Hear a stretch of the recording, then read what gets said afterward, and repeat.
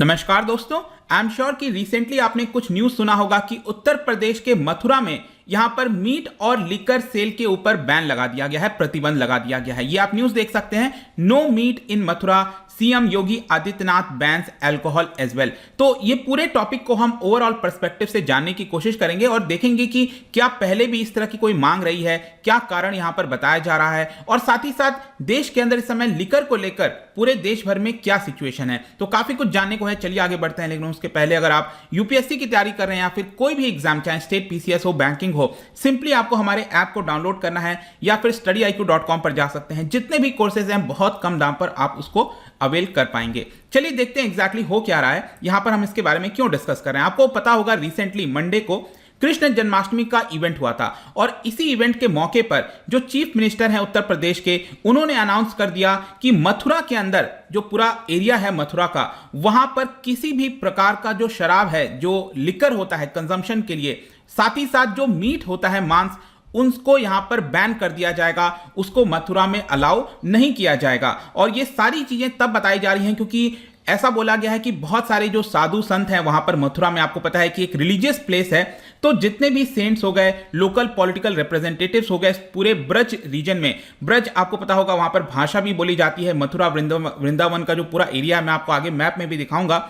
लेकिन इस पूरे एरिया में यहां पर जो अल्कोहल है, नॉन वेजिटेरियन फूड है, इसको बैन करने की लंबे समय से मांग चल रही थी और इसी को देखते हुए यूपी के चीफ मिनिस्टर ने इसको मान लिया है। अगर हम बात करें उनके द्वारा और क्या बोला गया इसके बारे में, बेसिकली उनका यह कहना था कि जो पूरा रीजन है, ब्रज रीजन है, उसको और अच्छे से डेवलप किया जाएगा। यहां पर किसी भी प्रकार का फंड की शॉर्टेज हम नहीं होने देंगे, जितना भी पैसा लगाना है उसको डेवलप करने के लिए हम लगाएंगे और पूरे रीजन को एक प्रकार से मॉडर्न टेक्नोलॉजी और कल्चरल और स्पिरिचुअल हेरिटेज के तौर पर डेवलप किया जाएगा। तो बेसिकली आप कह सकते हो ये जो एक रिलीजियस उसकी ऑथेंटिसिटी है उस पूरे रीजन की, उसको यहां पर लाने की कोशिश की जा रही है। साथ ही साथ यहां पर एक क्वेश्चन ये भी आता है कि जो इतने सारे लोग, अल्कोहल हो गया या फिर जो नॉन वेजिटेरियन फूड हो गए, उसके अंदर जो लोग शामिल थे, जिनका बिजनेसेस था, जो इतने लोगों को नौकरी मिल रही थी, उनका क्या होगा।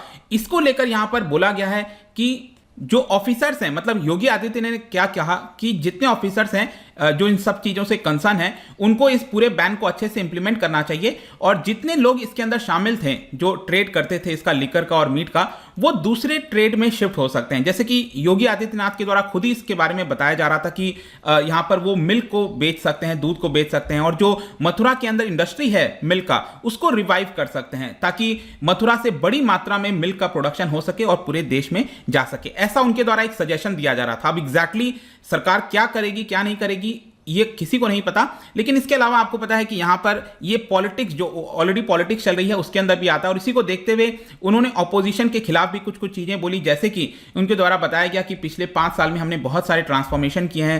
पहले जो अपोजिशन पार्टी थी वो रिलीजियस प्लेसेस पर नहीं जाना चाहती थी। जैसे कि आज के डेट में अगर हम रामलला की बात करें, लॉर्ड कृष्णा की बात करें, तो अपोजिशन पार्टी कहती है कि ये भी हमारे हैं और वो लोग भी टेम्पल जाते हैं, लेकिन पहले ऐसा नहीं था होता। तो ये एक प्रकार का पॉलिटिक्स है जो चलता रहेगा, हमें उसके ऊपर ध्यान देने की आवश्यकता नहीं है। लेकिन यहां पर ये जो पूरा डिमांड है उसके बारे में मैं थोड़ा सा आपको बताना चाहता हूं। ये पूरा ब्रज रीजन की बात कर रहे हैं, देख सकते हैं आप, ये पूरा उत्तर प्रदेश का मैप है और वेस्टर्न साइड में आप देखेंगे ये वाला जो वॉयलेट कलर में आप देख पा रहे होंगे, ये आपका ब्रज रीजन इसको यूजुअली कहा जाता है। और स्पेशली यहां पर ये 14 वाला नंबर, 15 नंबर, ये आप देखेंगे तो मथुरा और जो आपका वृंदावन है वो पूरा रीजन आपको देखने को मिलेगा। तो यहां पर सबसे पहले बताया गया कि 2017 में बहुत सारे लोगों के द्वारा डिमांड किया जा रहा था। इनफैक्ट जो सेक्रेटरी हैं श्री कृष्ण जन्म स्थान टेम्पल के, उनके सेक्रेटरी हैं और बहुत सारे रिप्रेजेंटेटिव्स के द्वारा 2017 से डिमांड चल रहा था। आपको पता है कि बीजेपी पावर में आई थी 2017 में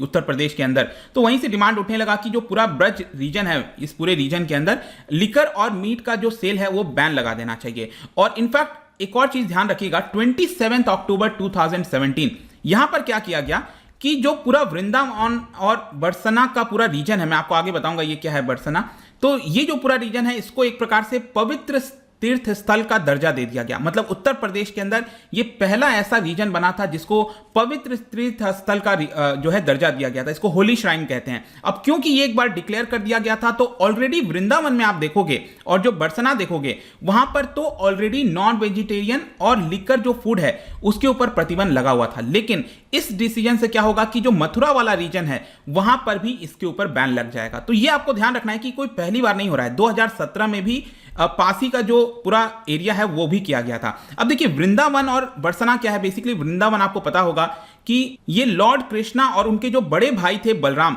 उसका जन्म स्थान माना जाता है, बर्थ प्लेस माना जाता है और वर्ल्ड फेमस साइट है। और जो बरसना है वो राधा का बर्थ प्लेस माना जाता है। इसी की वजह से बहुत सारे लाखों जो टूरिस्ट हैं हर साल आपको वहां पर देखने को मिलते हैं। और इन सारी चीजों को ध्यान रखते हुए यहां पर होली पिलग्रिमेज प्लेसेस का इसको दर्जा दिया गया था। तो ऑलरेडी ये वाले रीजन पर आपका प्रतिबंध लगा था और अब मथुरा में लग चुका है। अब क्वेश्चन ये आता है कि ये कब से इफेक्ट में आएगा। देखिए अभी के लिए इसके बारे में स्पेसिफाई नहीं किया गया, इसको जस्ट योगी आदित्यनाथ जी के द्वारा यहां पर अनाउंसमेंट कर दिया गया। और एग्जैक्टली रूल क्या होगा, क्या पनिशमेंट होगा, ये सारी चीजें अभी तक कुछ भी डिक्लेयर नहीं की गई हैं। तो मैं आपको इसके बारे में कुछ भी नहीं बता पाऊंगा जब तक कोई ऑफिशियल कंफर्मेशन नहीं आ सकता। लेकिन यहां पर हम थोड़ा समझ सकते हैं कि जब हम अल्कोहल की बात करते हैं तो पूरे देश भर में अल्कोहल को लेकर क्या सिचुएशन है। देखिए सिर्फ बिहार और गुजरात ही दो ऐसे राज्य हैं पूरे देश के अंदर जहां पर अल्कोहल बैन लगा हुआ है। गुजरात में तो आपको पता है बहुत समय से लगा हुआ है और पिछले कुछ समय पहले आपको याद होगा बिहार में भी नीतीश कुमार ने लगा दिया था।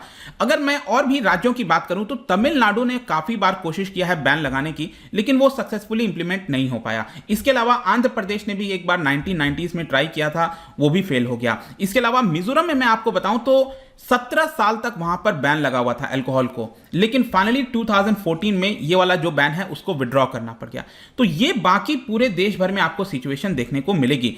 और यहां पर एक और क्वेश्चन आता है कि अगर किसी राज्य में बैन लगता है तो उसका रेवेन्यू के ऊपर क्या इंपैक्ट आता है, क्योंकि यूजुअली आप सुनते होंगे कि अल्कोहल सेल के माध्यम से सरकार को काफी फायदा होता है। जैसे बिहार के अंदर पहले फायदा होता था, लेकिन बैन लगने के बाद वो जो रेवेन्यू है वो चला गया। कई बार ये भी बताया जाता है कि बैन लगने की वजह से जो इलीगल ट्रेड है वो भी बढ़ जाता है और जो सरकार के पास रेवेन्यू आना चाहिए था वो भी नहीं आ पाता। ये डिसएडवांटेज एक प्रकार से बताया जाता है। तो यहां पर अगर आप देखोगे बहुत ही इंटरेस्टिंग डेटा देखने को मिल रहा है। ऑल्दो ये थोड़ा एक साल पुराना डेटा है 2019-20 का, लेकिन यहां पर आपको एक आइडिया मिल जाएगा कि कौन सा राज्य लिकर के ऊपर कितना डिपेंडेंट है। जैसे कि फॉर एग्जांपल उत्तर प्रदेश का आप एग्जांपल लीजिए। उस राज्य का जो रेवेन्यू है, उसका खुद का रेवेन्यू जो सेंटर से मिलता है वो एक अलग चीज है, लेकिन उस राज्य का खुद का जो रेवेन्यू है आप देख सकते हैं इतना आपको देखने को मिल रहा है। इसमें से 23%, देखिए बड़ा अमाउंट होता है, करीब आप कह सकते हो 1/6 रेवेन्यू जो है वो आपका जो है स्पेशली लिकर से आता है। तो अगर सपोज मान के चलिए उत्तर प्रदेश में पूरे स्टेट के अंदर ये बैन हो जाए तो 1/6 रेवेन्यू उनका जा सकता है। तो ये आपको समझने की आवश्यकता है। 1/6 बोल दिया, 23% है, मतलब 1/4 के आसपास आप कह सकते हैं। ठीक है, इसी प्रकार से कर्नाटका में भी आप देखिए उनका 20% रेवेन्यू यहां से आता है, आपका लिकर से आता है। सबसे ज्यादा तमिलनाडु से, आप देखिए 28% रेवेन्यू उनका वो आपका लिकर सेल से आता है। तो यू कैन जस्ट इमेजिन कि लिकर सेल की वजह से देश के अंदर बहुत ज्यादा रेवेन्यू राज्यों को देखने को मिलता है, इसीलिए पूरे राज्य के अंदर वो लोग ज्यादातर बैन नहीं लगा पाते हैं।